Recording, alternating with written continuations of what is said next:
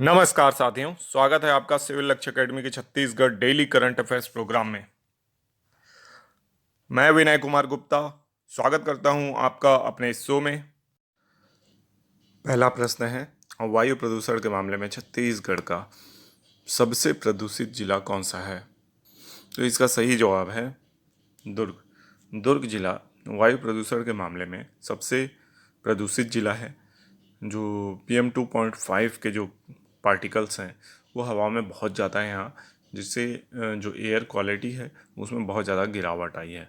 Second number पे रायपुर है, जो कि राज्य की राजधानी भी है, और वायु प्रदूषण के मामले में ये दूसरे स्थान में है, दूसरा सबसे प्रदूषित जिला है। ठीक है, बेमेतरा फिर बलौदाबाजार ये तीसरे चौथे स्थान पे है। ठीक है, तो ये भी याद रखना है कि दुर्ग पहले स्थान पे और रायपुर जो है वो दूसरे स्थान पर है। ठीक है, नेक्स्ट क्वेश्चन है, देश भर की 12 इंडस्ट्रियल स्मार्ट सिटी वाले राज्यों में कौन सा राज्य शामिल नहीं है?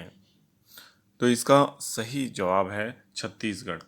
छत्तीसगढ़ जो है वो शामिल नहीं है। ठीक है, 10 राज्य इसमें शामिल हैं, लेकिन उसमें छत्तीसगढ़ को शामिल नहीं किया है। ठीक है, 12 इंडस्ट्रियल स्मार्ट सिटीज़ बनाई जाएंगी। ये किसके तर्ज में होंगी?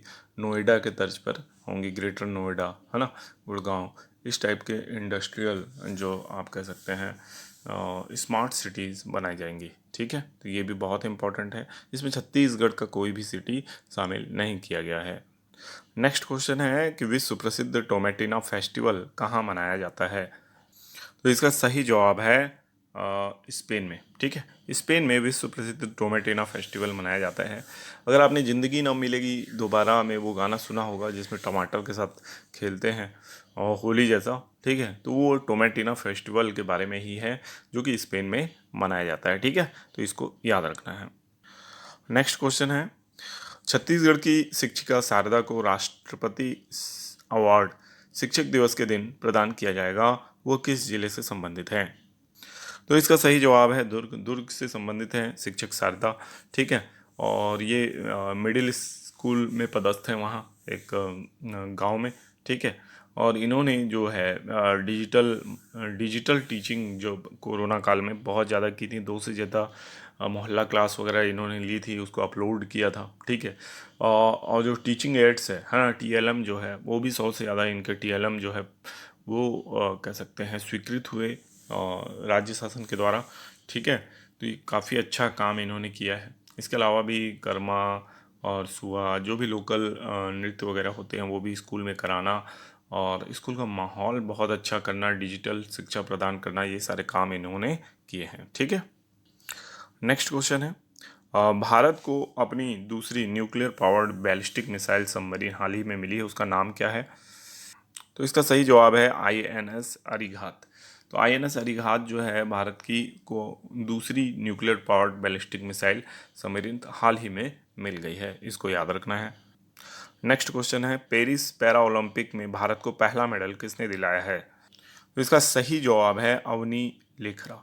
अवनी लेखरा ने पहला स्वर्ण मेडल दिलाया भारत को पेरिस पैरा ओलंपिक में। इसके अलावा प्रीति पाल, मनीष नरवाल, इन लोगों ने भी पदक जीत लिए हैं। ठीक है, तो सबके नाम आपको याद रखना है। पैरा ओलंपिक को भी लगातार कवर करते रहना है। ठीक है, ये पेरिस पैरा ओलंपिक 2024 की बात हम लोग कर रहे हैं। अब आप लोगों के लिए होमवर्क प्रश्न है, भारत की कितने प्रतिशत आबादी इंटरनेट का प्रयोग करती है? ये 2023 के आंकड़े के अनुसार क्वेश्चन है, तो आप बताइए कि भारत के कितने प्रतिशत आबादी अब इंटरनेट का प्रयोग करती है। ठीक है, इसके बाद चलते हैं पिछले वीडियो के होमवर्क प्रश्न में। पिछले वीडियो में हमने आपसे प्रश्न किया था कि 90वें वर्षगांठ में भारतीय रिजर्व बैंक वैश्विक सम्मेलन कहाँ आयोजित कर रहा है? तो बेंगलुरु में आयोजित कर रहा है। ठीक है, तो इसको याद रखना है। इसके बाद हम लोग पूरे मंथ के जो करंट अफेयर्स है उसको कवर करने वाले हैं, तो बने रहिएगा इस वीडियो में। पहला प्रश्न है, छत्तीसगढ़ के नए लोकायुक्त कौन बने हैं? इसका सही जवाब है इंदर सिंह उपोवेजा। ठीक है, इंदर सिंह उपोवेजा जो हैं वो छत्तीसगढ़ के नए लोकायुक्त बने हैं। ये पूर्व यानी जस्टिस थे हाई कोर्ट के। ठीक है, तो इसको याद रखना है, इंदर सिंह उपोवेजा। वैसे भी लोकायुक्त का जो पद होता है ये किसी न किसी भूतपूर्व हाई कोर्ट के जस्टिस को ही मिलता है। ठीक है, जो रिटायर्ड जस्टिस होते हैं उनको मिलता है। तो इंदर सिंह उपवेजा का नाम याद रखना है। इनको छत्तीसगढ़ का नया लोकायुक्त बनाया गया है। लोकायुक्त से अक्सर सवाल आ जाता है, तो इसको याद रखना है। लोक आयुक्त के प्रमुख कौन बने हैं? इंदर सिंह उपवेजा। नेक्स्ट क्वेश्चन है, अमर शहीद योजना के तहत प्रदेश के कितने शहीदों की प्रतिमाएं लगाई जाएंगी? तो इसका सही जवाब है 1200। 1200 शहीदों की प्रतिमाएं लगाई जाएंगी अमर शहीद योजना के तहत। ठीक है, तो ये याद रखना है कि अमर शहीद योजना के तहत 1200 शहीदों की प्रतिमाएं लगाई जाएंगी। नेक्स्ट क्वेश्चन है, छत्तीसगढ़ के किस साहित्यकार को हाल ही में साहित्य अकादमी फेलोशिप्स प्राप्त हुई है? तो इसका सही जवाब है विनोद कुमार शुक्ल। तो विनोद कुमार शुक्ल को साहित्य अकादमी की तरफ से साहित्य अकादमी मानद सदस्यता या फेलोशिप प्राप्त हुई है, जो कि एक सम्मान होता है जो कि विनोद कुमार शुक्ल डॉक्टर विनोद कुमार शुक्ल को प्रदान किया गया है। नेक्स्ट क्वेश्चन है, किस क्रिकेट खिलाड़ी ने इंटरनेशनल क्रिकेट के तीनों फॉर्मेट से संन्यास ले लिया है? तो इसका सही जवाब है शिखर धवन। शिखर धवन ने भारतीय क्रिकेट के तीनों फॉर्मेट यानी T20, वनडे और टेस्ट से संन्यास ले लिया है। तो इसको याद रखना है। शिखर धवन जो थे वो बतौर ओपनर बल्लेबाजी किया करते थे। ठीक है, नेक्स्ट क्वेश्चन है, केंद्रीय गृह मंत्री अमित शाह ने नक्सल समस्या की समाप्ति के लिए कब तक का लक्ष्य रखा है? तो इसका सही जवाब है मार्च 2026। केंद्रीय गृह मंत्री अमित शाह ने नक्सल समस्या की समाप्ति के लिए मार्च 2026 तक का लक्ष्य रखा है। तो इसको भी आपको याद रखना है। नेक्स्ट क्वेश्चन है, अमित सरोहा इस वर्ष अपने कौन से क्रम का पैरा ओलंपिक में भाग ले रहे हैं? तो इसका सही जवाब है चौथे। ठीक है, तो अमित सरोहा जो कि चौथे क्रम के ओलंपिक में भाग ले रहे हैं, लगातार 4 ओलंपिक में ये भाग ले चुके हैं और ऐसा करने वाले ये पहले भारतीय हैं। ठीक है, तो अमित सरोहा का नाम याद रखना। साथ ही साथ मैं आपको बताना चाहता हूँ कि सिविल लक्ष्य एकेडमी का अपना टेलीग्राम चैनल है, जहाँ ये करंट अफेयर्स जो वीडियो आपको पढ़ाया गया है इसका PDF शेयर किया जाता है। तो उस चैनल को आप ज्वाइन कर लीजिए। सिविल लक्ष्य एकेडमी नाम से ही है, इसका लिंक आपको डिस्क्रिप्शन में मिल जाएगा। इसके साथ ही साथ सिविल लक्ष्य एकेडमी नाम से हमारा इंस्टाग्राम चैनल भी है। इंस्टाग्राम में अगर आप हैं तो हमें ज्वाइन करके हम सपोर्ट कर सकते हैं। वहाँ से भी आपको कुछ नॉलेजफुल वीडियोस प्रोवाइड कराई जाएंगी, शॉर्ट्स प्रोवाइड कराया जाएगा, तो उसको भी आप ज्वाइन कर लीजिए। साथ ही साथ एक्स में अगर आप हैं, एक्स मतलब ट्विटर में अगर आप हैं तो ट्विटर में भी हमारी प्रोफाइल बनी हुई है सिविल लक्ष्य एकेडमी। अभी उसमें फॉलोअर्स नहीं होंगे तो आप हमें सपोर्ट करके हमारे फॉलोअर्स वहाँ पे भी बढ़ा सकते हैं। ठीक है, तो सिविल लक्ष्य एकेडमी इस नाम को याद रखिए। इसी नाम से आपको फेसबुक, इंस्टाग्राम, ट्विटर एवं टेलीग्राम चैनल में क्या मिलेंगे और प्रोफाइल्स मिलेंगी, चैनल्स मिलेंगे। ठीक है, थैंक यू। पहला प्रश्न है, हरी मकरा जलप्रपात किस जिले में स्थित है? तो इसका सही जवाब है नारायणपुर। नारायणपुर में स्थित है हरी मकरा जलप्रपात। किस लिए न्यूज में है? हरी मकरा जलप्रपात जो है सीजनल जलप्रपात है और यहाँ जाने के लिए ना पहले कोई रास्ता नहीं था, क्योंकि ये अबूझमाड़ में स्थित है। अब अबूझमाड़ में रास्ता बनाया गया है हरी मकरा जलप्रपात तक पहुँचने के लिए, जिससे यहाँ पे सैलानियों की जो संख्या है वो लगातार बढ़ेगी और इसका फ़ायदा स्थानीय निवासियों को भी होगा। और अबूझमाड़ क्षेत्र में, जो कि अभी तक अज्ञात क्षेत्र रहा है, ज़्यादा लोगों को इसकी नॉलेज नहीं है, वहाँ सैलानियों के आवागमन को बढ़ावा होने से वहाँ के बारे में ज़्यादा जानकारियाँ लोगों को अर्जित होंगी और अबूझमाड़ से लोग परिचित हो पाएंगे। ठीक है, तो हरी मकरा जलप्रपात आपको याद रखना है, ये कहाँ स्थित है? नारायणपुर जिले में स्थित है। ठीक है, बहुत इंपॉर्टेंट है, याद रखिएगा। नेक्स्ट क्वेश्चन है, छत्तीसगढ़ में लाइट मेट्रो किस देश के सहयोग से चलेगी? तो इसका सही जवाब है रूस। रूस के सहयोग से चलेगी छत्तीसगढ़ में लाइट मेट्रो। ठीक है, तो आप बुरा मत मानिएगा, लेकिन जब से मैंने यानी तैयारी के सफ़र को शुरू किया है तब से मैं छत्तीसगढ़ में मेट्रो ट्रेन चलेगी ऐसा न्यूज़ लगातार पढ़ते आ रहा हूँ। इसके लिए MOU होता है, कई बार सर्वे होता है ना, फिर लगता है कि शुरू होने वाली है, लेकिन अभी तक मेट्रो का काम शुरू नहीं हो पाया है। ठीक है, बीजेपी गवर्नमेंट आई है तो ऐसा लग रहा है कि ये काम हो पाएगा। ठीक है, क्योंकि इन्हीं के शासनकाल में जो पूर्व मुख्यमंत्री रमन सिंह थे, उन्होंने सबसे पहले इस प्रस्ताव को रखा था कि छत्तीसगढ़ राज्य में रायपुर से दुर्ग तक मेट्रो ट्रेन चलाई जाएगी। ठीक है, फिर उनके कार्यकाल में काफ़ी कुछ इसके संबंध में किया जा रहा था प्रयास, लेकिन वो फलीभूत अभी तक नहीं हो पाया है। ठीक है, अब फिर से यह पुनः प्रयास शुरू किया गया है कि छत्तीसगढ़ में मेट्रो ट्रेन चलाई जाएगी, लेकिन अब ये लाइट मेट्रो में बदल गई है, मेट्रो से लाइट मेट्रो में बदल गई है। मतलब ये जो बहुत बड़ी मेट्रो ट्रेनें जो हमारी दिल्ली में, मुंबई में चल रही हैं, वैसी नहीं रहेगी, साइज़ में छोटी रहेगी लेकिन चलेगी। हाँ, अच्छी बात है, छोटी ही सही लेकिन चालू तो हो। इससे दुर्ग, रायपुर और भिलाई के लिए जितने भी निवासी हैं वहाँ के, उनको धीरे से इसका लाभ होगा। ठीक है, और फिर आने वाले जो समय में इसका विस्तार लगातार होता रहता है। मेट्रो की जैसे जैसे ज़रूरत बढ़ती है, लोग हैबिचुअल होते हैं इसके, तो इसकी मांग होती है कि भाई इसको भाटापारा तक शुरू कर दिया जाए, या इसको तिल्दा तक शुरू कर दिया जाए, या बलौदा बाजार तक शुरू कर दिया जाए। तो उस तरीके से इसका विस्तार आने वाले समय में होता रहेगा। नवा रायपुर के लिए भी चलेगी निश्चित तौर पे। जब यहाँ तक के लिए अगर इसका निर्माण हो गया तो आगे इसको नवा रायपुर से भी जोड़ा जाएगा। ठीक है, तो इसको याद रखना है कि रूस के साथ MOU साइन हुआ है, रशियन टेक्नोलॉजी से बनेगी लाइट मेट्रो छत्तीसगढ़ में। ठीक है, नेक्स्ट क्वेश्चन है, भारत में पहला राष्ट्रीय अंतरिक्ष दिवस कब मनाया गया?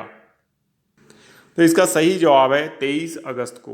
23 अगस्त को भारत का पहला राष्ट्रीय अंतरिक्ष दिवस मनाया गया। याद हो, चंद्रयान के उतरने के उपलक्ष्य में पहला राष्ट्रीय अंतरिक्ष दिवस घोषित किया गया था। ठीक है, साउथ पोल में जब भारत का चंद्रयान का जो रोवर है ना, प्रज्ञान रोवर, वो उतरा था। ठीक है, तब इसे घोषित किया गया था। ठीक है, तो 23 अगस्त ये दिन याद रखना है। इस दिन पहला राष्ट्रीय अंतरिक्ष दिवस मनाया गया।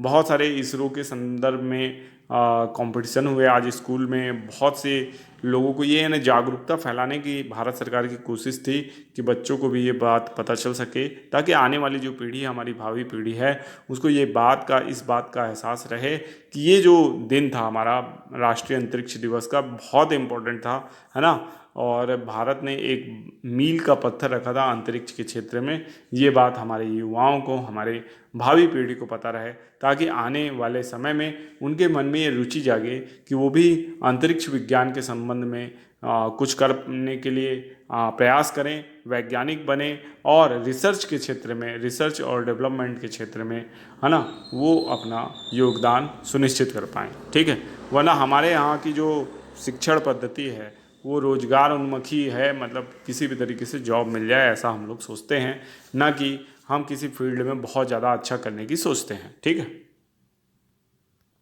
नेक्स्ट क्वेश्चन है, दुनिया का पहला कार्बन रिमूवल बॉन्ड किस बैंक ने जारी किया? तो इसका सही जवाब है विश्व बैंक। विश्व बैंक ने दुनिया का पहला कार्बन रिमूवल बॉन्ड जारी किया है, और ये बॉन्ड एक विशेष उद्देश्य से जारी किया गया है। अमेजॉन के जो जंगल हैं वहाँ निर्वनीकरण हो गया था, उनको पुनर्वनीकरण करने के लिए, जहाँ पे भी यानी पेड़ पौधे काटे जा चुके हैं वहाँ फिर से क्या करना, वृक्ष लगाना। जहाँ जंगल जल गए हैं वहाँ पे फिर से वृक्ष लगाने का योगदान इसके द्वारा विश्व बैंक देना चाहता है। कारण ये है कि जो अमेजॉन के घने जंगल हैं, मैं पढ़ाते समय ये बताता हूँ आपका, दक्षिण अमेरिका जब भी पढ़ाता हूँ, कि ये जो जंगल हैं ये लंग्स ऑफ द अर्थ कहलाते हैं। ठीक है, यानी पृथ्वी के फेफड़े कहलाते हैं। क्यों? क्योंकि इसके द्वारा लगभग विश्व की जो 40% कार्बन डाइऑक्साइड है उसको अवशोषित किया जाता है और ऑक्सीजन को यानी छोड़ा जाता है। बहुत बड़ा काम ये जंगल करते हैं। लेकिन कुछ समय से ब्राज़ील की सरकार और कह सकते हैं वहाँ की आग और नेचुरल कैलामिटी के कारण वहाँ पे बहुत से संकट उत्पन्न हुए हैं, और वहाँ के जीव जंतु, वृक्षों को बहुत ज़्यादा नुकसान हुआ है। इससे न केवल जैव विविधता में ह्रास होता है, बल्कि उस क्षेत्र के कारण पूरी पृथ्वी पर ग्लोबल वार्मिंग का प्रभाव भी बढ़ता है। ठीक है, तो इसको याद रखना है कि कार्बन रिमूवल बॉन्ड किस बैंक ने जारी किया? विश्व बैंक ने।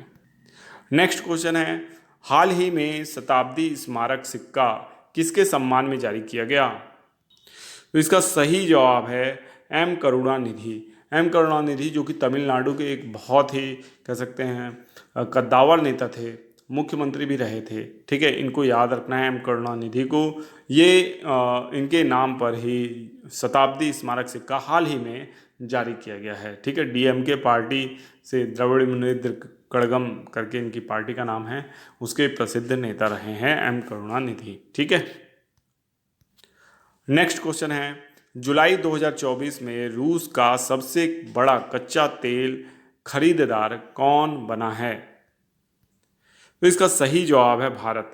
भारत आप जानते हैं रूस का बहुत प्रिय मित्र है ना, और भारत हमेशा ही अपनी दोस्ती निभाता है। ठीक है, बहुत ही क्रेडिबल देश है हमारा देश भारत, और जिससे भी दोस्ती की है निभाई है। रूस से भी हमारी दोस्ती है। रूस के ऊपर लाख प्रतिबंध लगा दिए पश्चिमी देशों ने, पर भारत ने अपनी दोस्ती नहीं तोड़ी, और भारत लगातार कच्चा तेल खरीदता रहा रूस से, और अभी तक खरीद रहा है। ठीक है ना। तो इस तरीके से याद रखना है आपको कि जुलाई 2024 में। पहला प्रश्न है, बृजमोहन अग्रवाल संसद के किस समिति के सदस्य बन गए हैं? इसका सही जवाब है प्राक्कलन समिति। सांसद बृजमोहन अग्रवाल लोकसभा की प्राक्कलन समिति के सदस्य नियुक्त हुए हैं। लोकसभा अध्यक्ष ओम बिरला ने 2024-25 के लिए प्राक्कलन समिति में अग्रवाल को सदस्य नियुक्त किया है। इसका उद्देश्य सरकारी मंत्रालयों और विभागों के कामकाज की जांच करना है, जो व्यय और धन के उपयोग के संदर्भ में है। ठीक है, तो इसको याद रखना है। प्राक्कलन समिति के सदस्य बने हैं बृजमोहन अग्रवाल, जो कि छत्तीसगढ़ से हैं और एक लोकसभा सांसद हैं। नेक्स्ट क्वेश्चन है, बुलेट से उमलिंगला दर्रा पहुंचने वाली सबसे उम्रदराज महिला सुषमा पांड्या किस राज्य की हैं? इसका सही जवाब है छत्तीसगढ़। रिटायरमेंट के बाद जिंदगी को न थमने देने की कसम खाई है सुषमा पांड्या जी ने, जो कि बतौर शिक्षक रिटायर हुई हैं। छत्तीसगढ़ के बिलासपुर में रहने वाली हैं सुषमा, और अपनी बुलेट से 1200 किलोमीटर का सफ़र कर वर्ल्ड हाईटेस्ट मोटर बेटल पास उमलिंगला पहुंच गई हैं।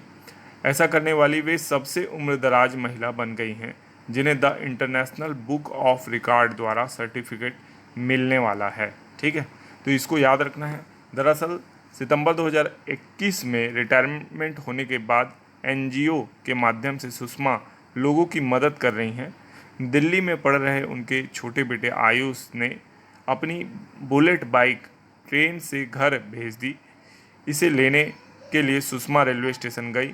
वे स्कूल टाइम में बाइक चला चुकी थी, इसलिए खुद बुलेट को रेलवे स्टेशन से चलाकर घर आई। फिर वे रोज़ बिलासपुर से रतनपुर तक राइड करती।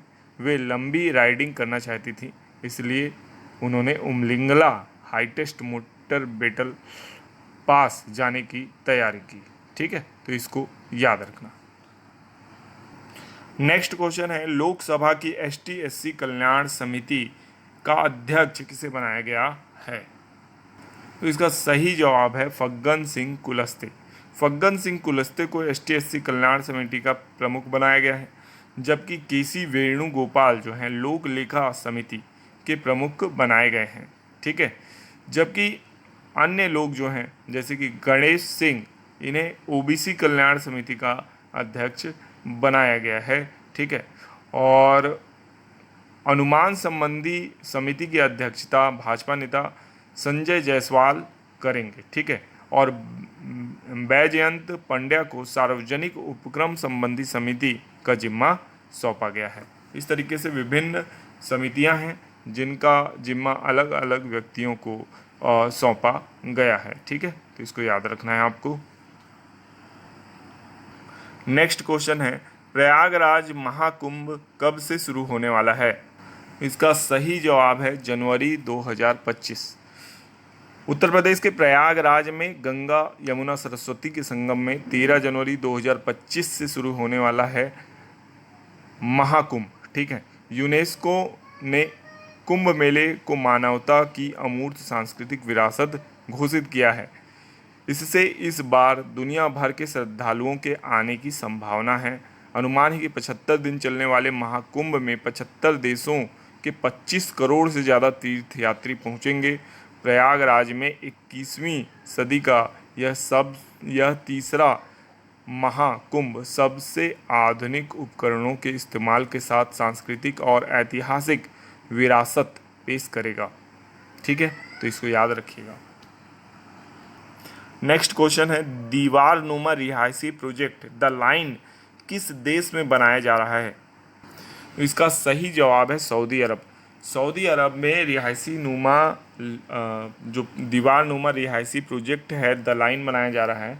2034 के फीफा वर्ल्ड कप के लिए सऊदी अरब में बन रही है सपनों की इमारतें। ठीक है, और ज़मीन से 350 मीटर ऊपर 46,000 सीट क्षमता वाले 5 स्टार होटल वाला स्टेडियम ये बनेगा।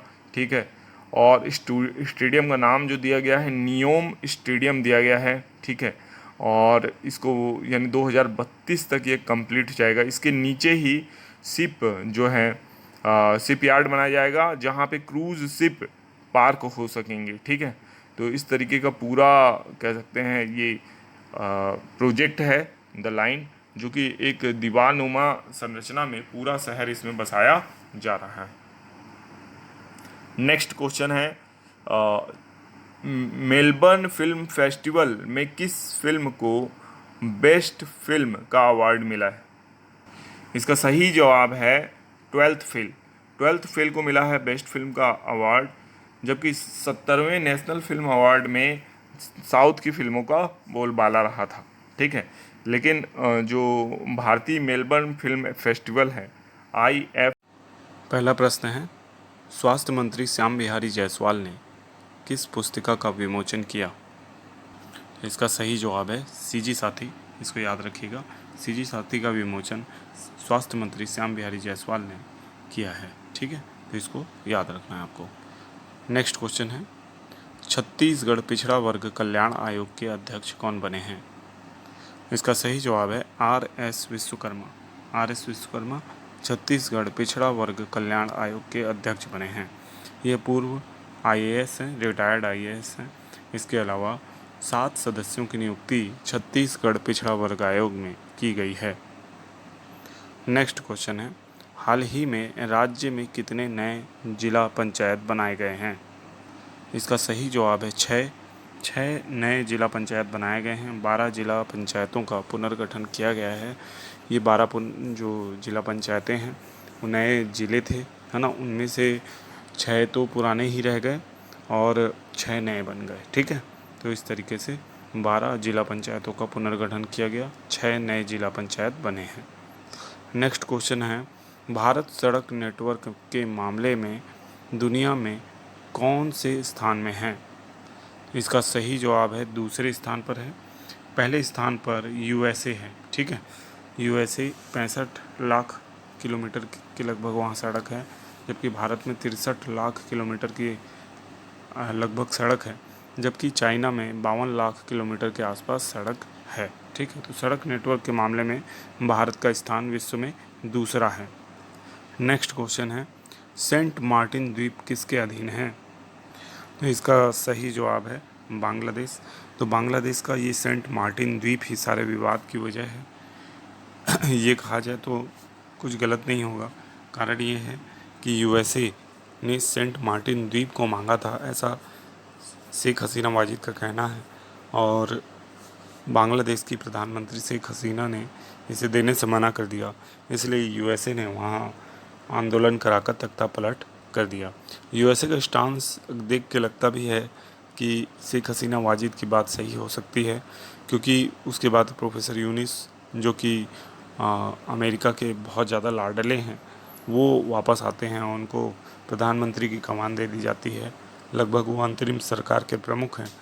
तो ऐसा लगता है कि कहीं ना कहीं अमेरिका इसके पीछे है। ठीक है, और सेंट मार्टिन द्वीप इन फ्यूचर भी न्यूज़ में रहेगा, आपके एग्ज़ाम्स में भी आ सकता है, क्योंकि इसको जनरली हम लोग पढ़ते नहीं हैं। वर्तमान में ये बहुत ज़्यादा सुर्खियों में है। हो सकता है सैन नड्डा अमेरिका को यहाँ मिल जाए और इसके साथ ही कोई नया देश भी यहाँ पे फॉर्म करने की अमेरिका की योजना है। जैसा कि शेख हसीना वाजिद ने कहा था कि साउथ एशिया में एक क्रिश्चियन राष्ट्र चाहिए, किसको, अमेरिका को, तो वो क्रिश्चियन राष्ट्र। पहला प्रश्न है, सीता देवी मंदिर किस जिले में स्थित है? इसका सही जवाब है बेमेतरा। तो बेमेतरा में सीता देवी मंदिर स्थित है, इसे याद रखना है। ठीक है, ये काफ़ी प्राचीन मंदिर है जो बेमेतरा में स्थित है, और ये देवर बीजा नामक स्थान में स्थित है, तालाब के बीच बगल में, है ना, देवराहा तालाब है, उसके बगल में स्थित है, बेमेतरा में स्थित है। और इसे कलचुरी काल में बनाया गया, 12वीं शताब्दी के आसपास इसे बनाया गया है। प्राचीन मंदिर है, न्यूज़पेपर में बना हुआ है, तो इसे याद रखना है आपको। नेक्स्ट क्वेश्चन है, गोल्डन महासीर फिश या मछली छत्तीसगढ़ के किस जिले में पाई जाती है? ठीक है, तो ये आपका गरियाबंद में पाई जाती है। गोल्डन महासीर फिश छत्तीसगढ़ किस जिले में पाई जा रही है? तो गरियाबंद में पाई जाती है। ठीक है, इसको याद रखना है, गोल्डन महासीर फिश। अब इसके अलावा कहाँ पाई जाती है? तो ये हिमालय में पाई जाती है, तो हिमालय को याद रखना है, और हिमालय के अलावा गरियाबंद छत्तीसगढ़ में ये पाई जाती है। ठीक है, तो इसको याद रखिएगा। इसका जम के शिकार किया जा रहा है, और जानते हैं आप, फिश जो है वो बहुत ज़्यादा प्रचलित रहती है, खान पान के लिए इसका उपयोग किया जाता है। नेक्स्ट क्वेश्चन है, किस देश के हिंदू अपना देश छोड़कर भारत आना चाहते हैं? तो इसका सही जवाब है बांग्लादेश। बांग्लादेश में आप जानते हैं कि राजनीतिक अस्थिरता के बाद हिंदुओं के घरों में तेज़ी से हमले हुए, जिसके कारण से हिंदू वहाँ से भागकर भारत की ओर आ रहे हैं, और जो बीएसएफ है उससे लगातार शरण मांग रहे हैं, यानी कह सकते हैं एक तरीके से अनुरोध कर रहे हैं कि हमको भारत में एंट्री दी जाए। ऑलरेडी भारत के जो वरिष्ठ नेता हैं, है ना, राजनीतिक विशेषज्ञ हैं, उन्होंने ये कह दिया है कि बांग्लादेश से करीब 1 करोड़ शरणार्थी हिंदू भारत में आ सकते हैं, जो कि बहुत बड़ी संख्या है। अगर इसके आधे भी आ जाएं तो भारत संभाल नहीं पाएगा। आधे क्या, इसके 10% भी, यानी 10 लाख अगर आ जाएं तो भी भारत संभालने की स्थिति में नहीं है।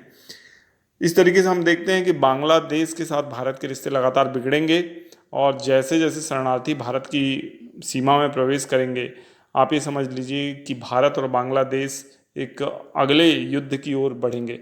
भारत और बांग्लादेश के बीच में युद्ध इससे पहले नहीं हुए हैं। भारत और पाकिस्तान के बीच युद्ध हुआ था, भारत ने बांग्लादेश को आज़ादी दिलाई थी, और आज़ादी दिलाने के बाद अब स्थिति ये है कि यानी वहाँ के हिंदुओं के साथ बहुत ही ज़्यादा अत्याचार किया जा रहा है ना, जिस कारण से वे भारत की ओर भाग रहे हैं। ठीक है, ये जो है, अगर शरणार्थी समस्या भारत पे ज़्यादा बढ़ेगी तो भारत बिल्कुल इस पे एक्ट करेगा, और ये मान के चलिए कि सैन्य कार्यवाही भी भारत बांग्लादेश के ऊपर कर सकता है, वहाँ की सेना के ऊपर कर सकता है। ठीक है, ये संभावनाएं हैं, ऐसा हो जरूरी नहीं है, लेकिन ये बिल्कुल एक पॉसिबिलिटी बनती हुई दिख रही है कि भारत और बांग्लादेश के बीच अगला युद्ध देखने को मिल सकता है।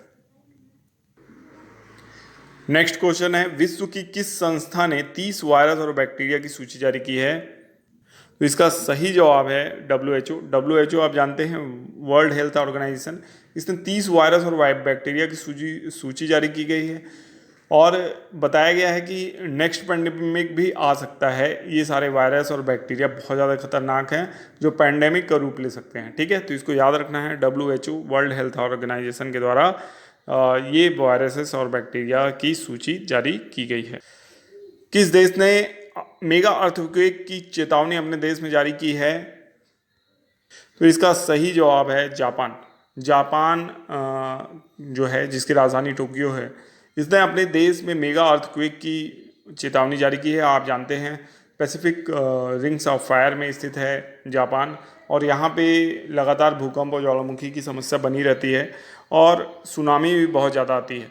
तो इस देश में मेगा अर्थक्वेक की चेतावनी जो है वो जारी की गई है। निश्चित तौर पे कोई ऐसी बड़ी घटना होने वाली है, जापान पे आपको नज़र बना के रखना है। इसलिए मैं बार बार बोलता हूँ कि विश्व भूगोल जो है और विश्व की जानकारी भी आपको होनी चाहिए। जापान में 4 द्वीप महत्वपूर्ण हैं, होक्काइडो, होन्शु, क्यूशू और शिकाकू। ठीक है, तो इसको याद रखिए। नेक्स्ट क्वेश्चन है, हिंडनबर्ग ने किस संस्था के अध्यक्ष माधवी बुच पर आरोप लगाया है? तो इसका सही जवाब है सेबी। सेबी के ऊपर हिंडनबर्ग ने आरोप लगाया। हिंडनबर्ग वही संस्था है जिसने इससे पहले अदानी ग्रुप के ऊपर गंभीर आरोप लगाए थे। उसके कारण अदानी के जो शेयर हैं वो 85% तक क्रैश कर गए थे। और इसके बाद अब सेबी के प्रमुख के ऊपर आरोप लगाना एक गंभीर बात है।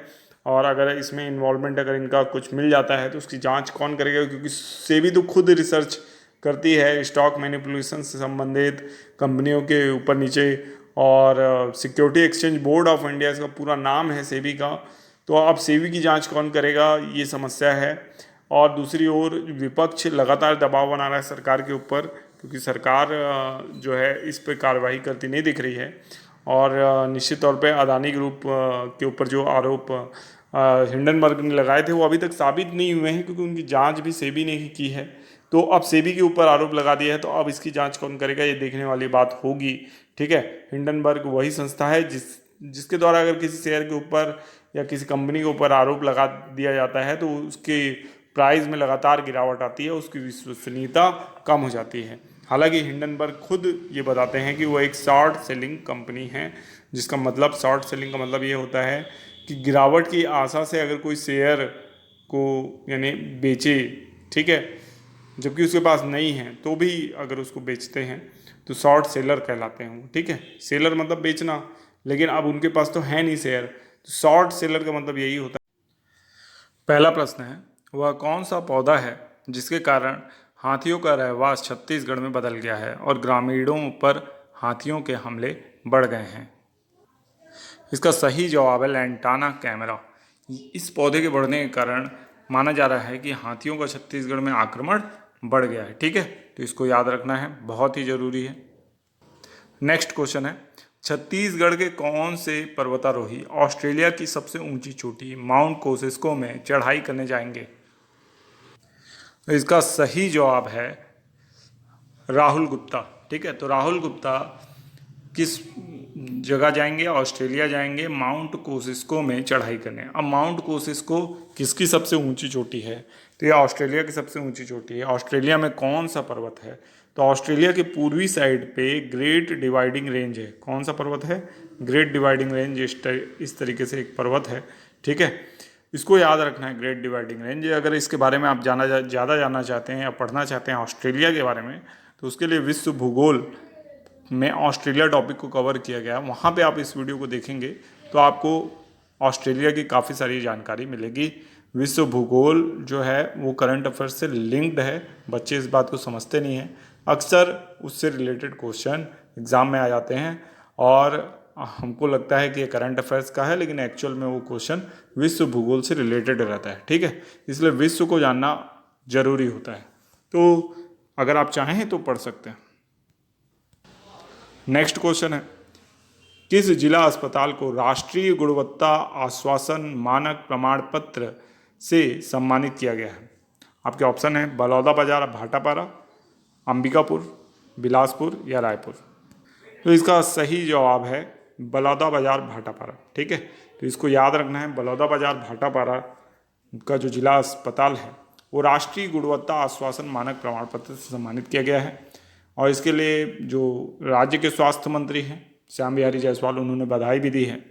देखिए, ऑप्शन पढ़ने की मेरे को आदत हो गई है, इसलिए कुछ बच्चों ने पिछले वीडियो में कमेंट किया था कि मैं ऑप्शन ना पढ़ूं, तो धीरे धीरे मैं उस आदत को सुधारूंगा। ठीक है, तो इसको याद रखना है, बलौदाबाजार भाटापारा जो है जिला अस्पताल को राष्ट्रीय गुणवत्ता आश्वासन मानक प्रमाण पत्र से सम्मानित किया गया है। ठीक है, नेक्स्ट क्वेश्चन है, स्कूलों को आपस में मर्ज करने की प्रक्रिया किस राज्य में चलाई जा रही है?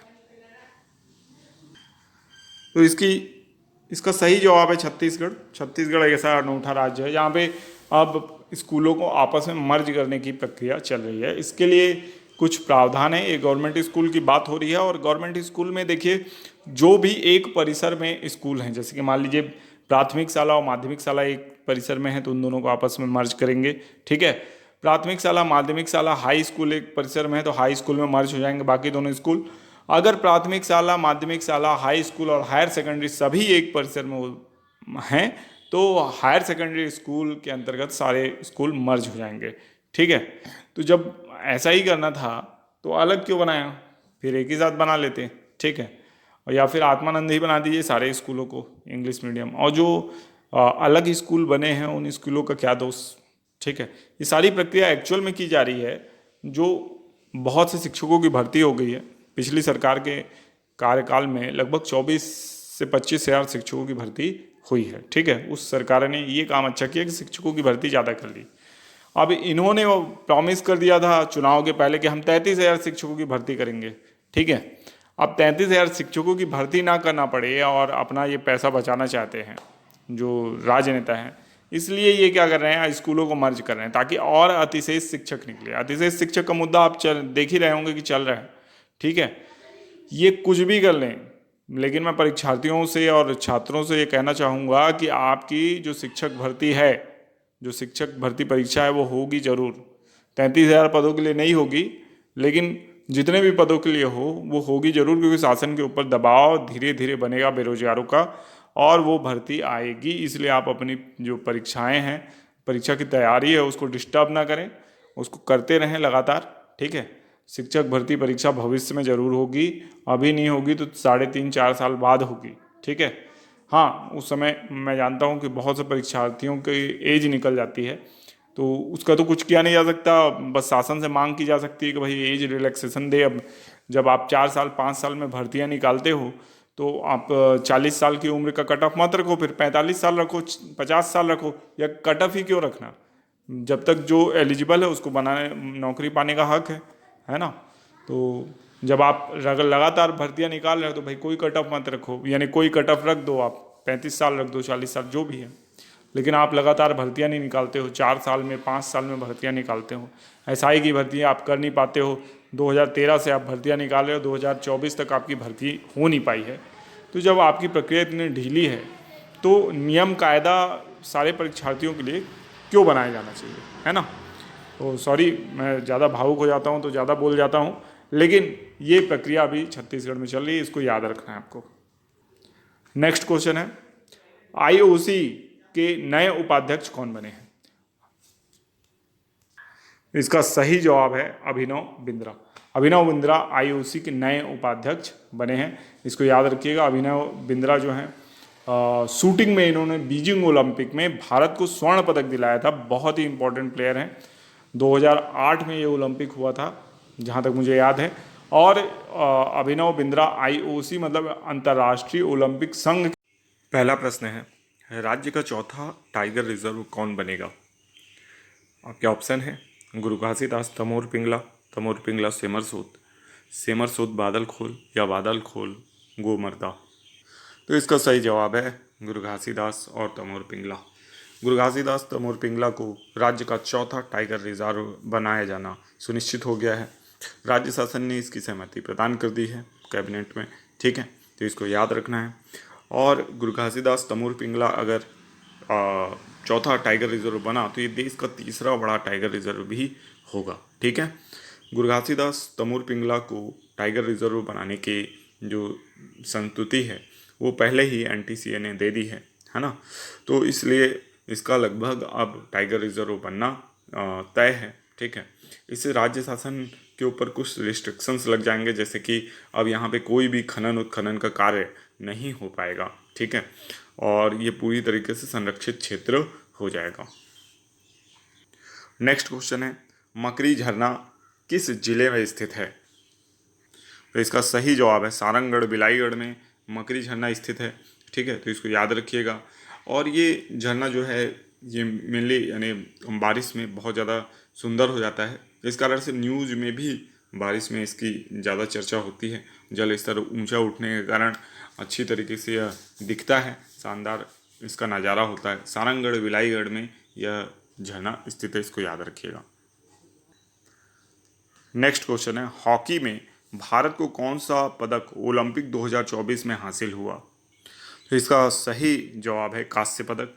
हॉकी में भारत को लगातार दूसरे ओलंपिक में कांस्य पदक हासिल हुआ है, जो कि एक बहुत ही अच्छी बात है। पदक जीतना ही अपने आप में गर्व की बात होती है, ठीक है।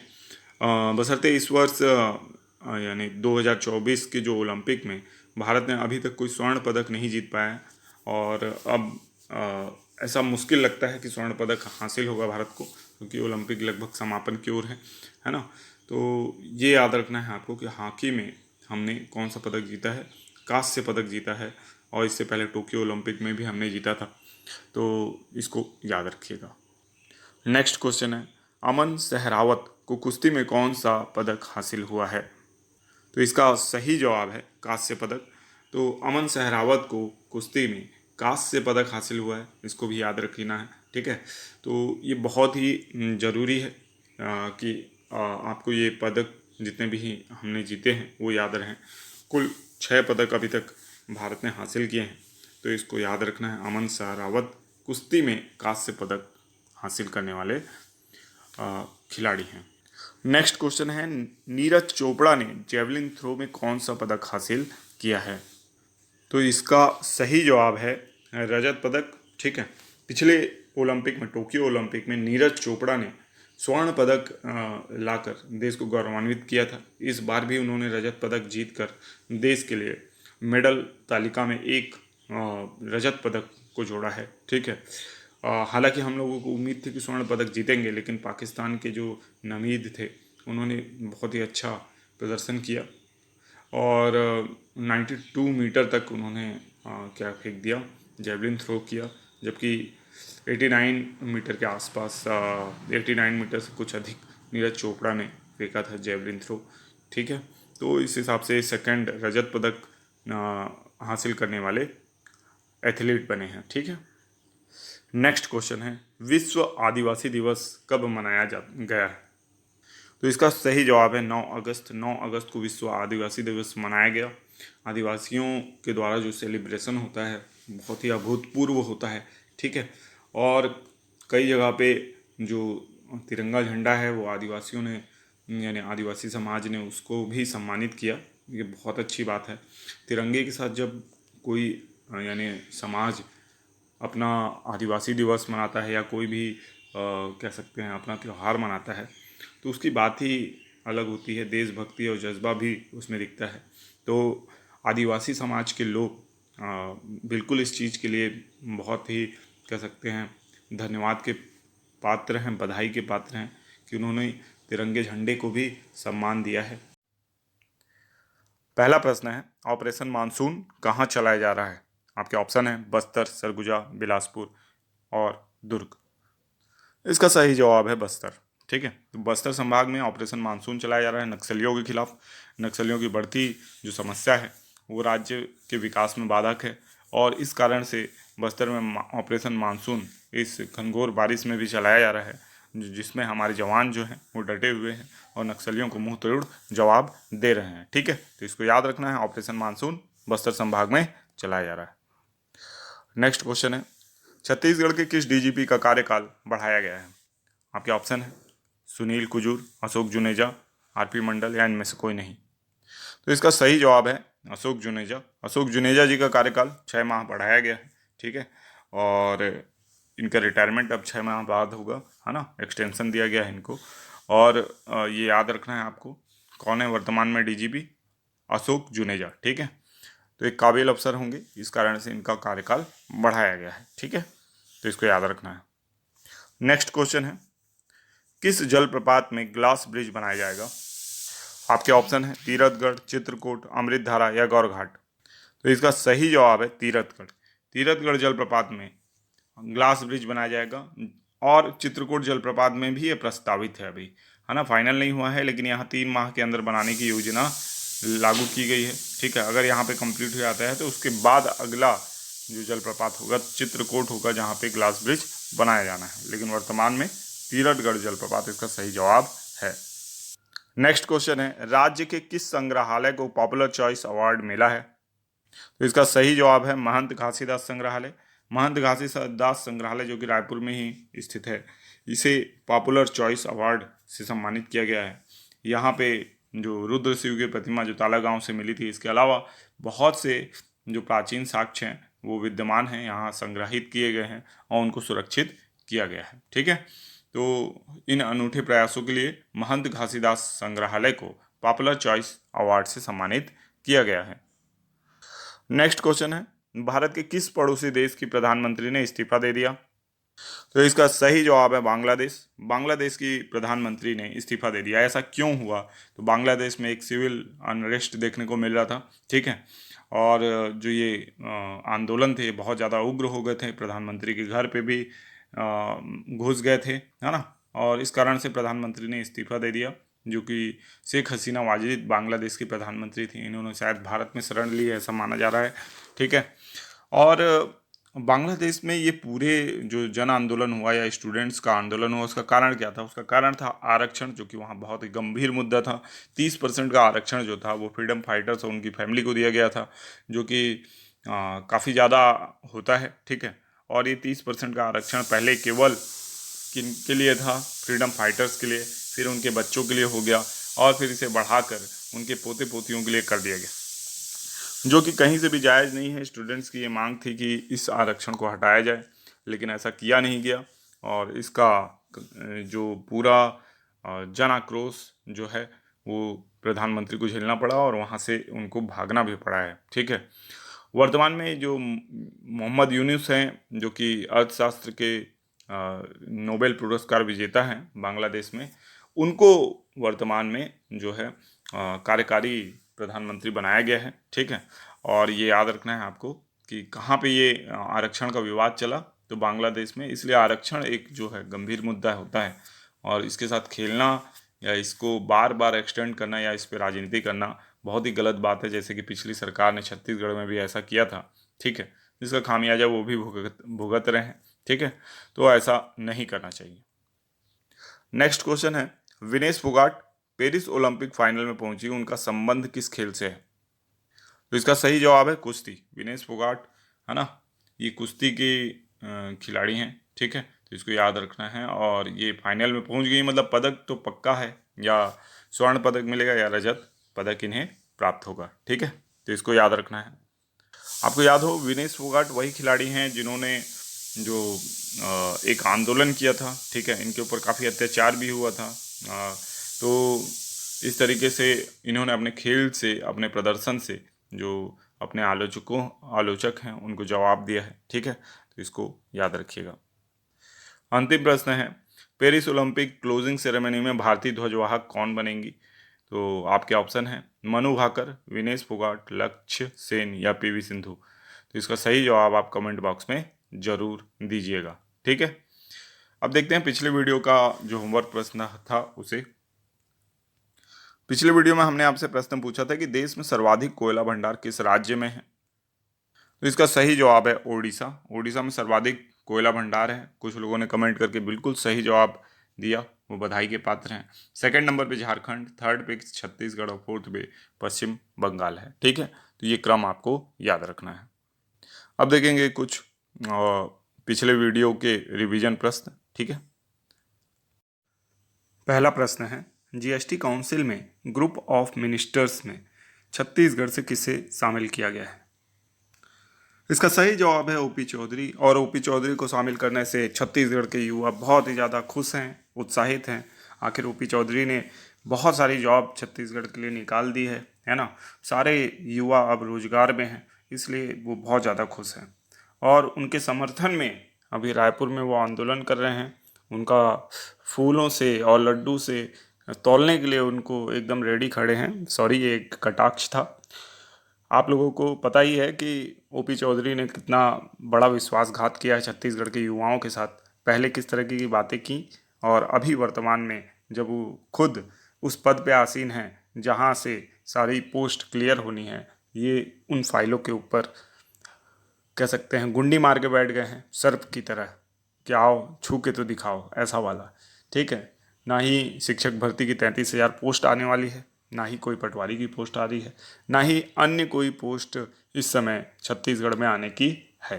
वो दूसरी ओर सीजीपीएससी में जो जांच हो रही है उसकी रफ्तार इतनी धीरे है कि अब क्या ही बोला जाए, ठीक है।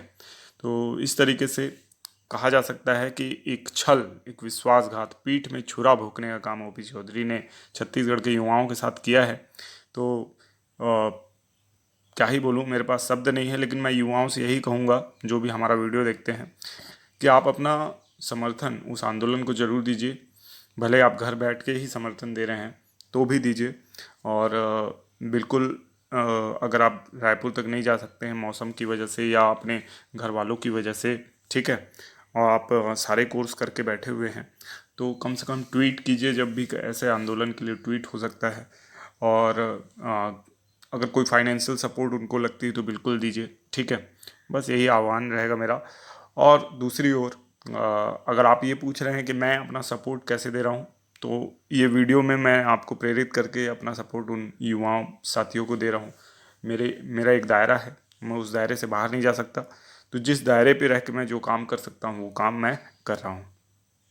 नेक्स्ट क्वेश्चन है, हाल ही में समाचार पत्रों में रहा रानी दहरा जलप्रपात किस जिले में स्थित है? आपके ऑप्शन है जसपुर, कोरिया, कोरबा या कवर्धा। इसका सही जवाब है कवर्धा, ठीक है। कवर्धा में है रानी दहरा जलप्रपात, जो बारिश के कारण अभी बहुत ज़्यादा इसमें सुंदर नज़ारा बन रहा है, ठीक है। और पानी की मात्रा काफ़ी अच्छी है। ये 60 से 70 फीट ऊंचा झरना है, ठीक है। और पानी यहाँ पे बहुत ज़्यादा तेज़ी से फ्लो होता है, और सैलानी इस समय यहाँ पे बहुत ज़्यादा घूमने आ रहे हैं, ठीक है। तो इसको याद रखना है, लेकिन इसके साथ ही साथ आपको ये भी याद रखना है कि बारिश के मौसम में आप किसी भी झरने या नदी में जाएं तो उससे दूरी बना के रखें, ठीक है। क्योंकि किसी और एरिया में, मान लीजिए कि यहाँ से हसदेव नदी बहती है कोरिया ज़िले से, ठीक है। कोरिया ज़िले से हसदेव नदी बहती है और आप कोरबा ज़िले के किसी एरिया में उस नदी में क्या कर रहे हैं, खेल रहे हैं, है ना, पानी में खेल रहे हैं या आपके बच्चे खेल रहे हैं, और कोरिया ज़िले के सोनहत ब्लॉक में अचानक से भारी बारिश होती है, ठीक है। हैवी रन हो जाती है क्योंकि पहाड़ी इलाका है, कभी भी कुछ भी हो सकता है। तो एक साथ फ्लो कहाँ पहुँचेगा, कोरबा में, वो भी अचानक पहुँचेगा, बड़ी तीव्र गति से पहुँचेगा और अचानक पहुँचेगा। तो जो लोग नदी में हैं उनको बाहर निकलने का मौका नहीं मिलेगा, वो कुछ दूर तक बह जाएंगे और इसमें जान माल की हानि हो सकती है। इसलिए बरसात के मौसम में आपको ऐसी सभी जगहों से दूर रहना चाहिए जहाँ पे भारी बारिश होने की संभावना है और वो पर्यटन स्थल हैं। जैसे कि मैं अक्सर मेरे दोस्तों को, मेरे स्टूडेंट्स को समझाता हूँ कि बारिश के मौसम में कभी भी हिमालयी पहाड़ी ट्रेन की का दौरा नहीं करना चाहिए, ठीक है। उस ट्रेन में नहीं जाना चाहिए, जैसे कि आप मनाली ना जाएं, आप शिमला ना जाएं, क्या कहते हैं, उत्तराखंड में जितने भी इलाके हैं वहाँ पे ना जाएं, ठीक है। घूमने अगर आप जा रहे हैं तो वहाँ आपको बिल्कुल अवॉइड करना चाहिए। दूसरी तरफ दार्जिलिंग, सिक्किम, ये सारे इलाके आपको अवॉइड करना चाहिए, क्योंकि कभी भी कहीं पे भी भूस्खलन हो जाता है, कहीं पे भी क्या कह सकते हैं आप, बाढ़ आ जाती है, ठीक है। बहुत ही ज़्यादा बहाव होता है, ऐसी स्थिति में हम फंस जाते हैं। आपको याद होगा 2013 का जो प्रलय आया था उत्तराखंड में, जल प्रलय जिसको हम बोल सकते हैं, वो भी कैसे, किस कारण से आया था, मानसून के कारण ही आया था, जिसके कारण केदारनाथ के ऊपर जो झील थी वो फट गई थी, है ना। तो इस तरीके की घटनाएं इस काल में होते रहती हैं। नेक्स्ट क्वेश्चन है, जो बाइडेन के पीछे हटने के बाद राष्ट्रपति उम्मीदवार कौन बना है? जो बाइडेन के स्थान पे कौन बना है? तो इसका सही जवाब है कमला हैरिस। जो भारतीय मूल की कमला हैरिस है, रिपब्लिकन पार्टी से, अब वो उम्मीदवार हैं, जबकि डेमोक्रेटिक से आप डोनाल्ड ट्रंप को देख ही रहे हैं, ठीक है। तो इन दोनों का अब क्या होने वाला है, सामना होने वाला है, जिसमें डोनाल्ड ट्रंप, ऑब्वियस सी बात है, बहुत ज़्यादा आगे चल रहे हैं, क्योंकि जो बाइडेन ने बहुत ही ज़्यादा नाम खराब कर लिया अपना, है ना, और उनकी पार्टी का, ठीक है। तो भी अमेरिकन चुनाव है ये, हम याद रखिएगा, इंडिया के चुनाव की बात नहीं कर रहे हैं, अमेरिका के चुनाव की बात कर रहे हैं। जो बाइडेन वहाँ के राष्ट्रपति हैं वर्तमान में, और अगले उम्मीदवारों से अपना उन्होंने नाम पीछे ले लिया है। नेक्स्ट क्वेश्चन है, ओलंपिक में पुरुष एकल बैडमिंटन के सेमीफाइनल में पहुंचने वाले पहले खिलाड़ी कौन हैं? तो इसका सही जवाब है लक्ष्य सेन। तो लक्ष्य सेन का नाम याद रखिएगा। पुरुष एकल बैडमिंटन में सेमीफाइनल में पहुंचने वाले वो भारत के पहले खिलाड़ी बन गए हैं। उम्मीद करते हैं कि ये कोई पदक लेके आएँ भारत के लिए, स्वर्ण पदक लाएँ तो और भी अच्छी बात है, लेकिन कोई ना कोई पदक इनको मिले, ऐसी हम आशा करते हैं।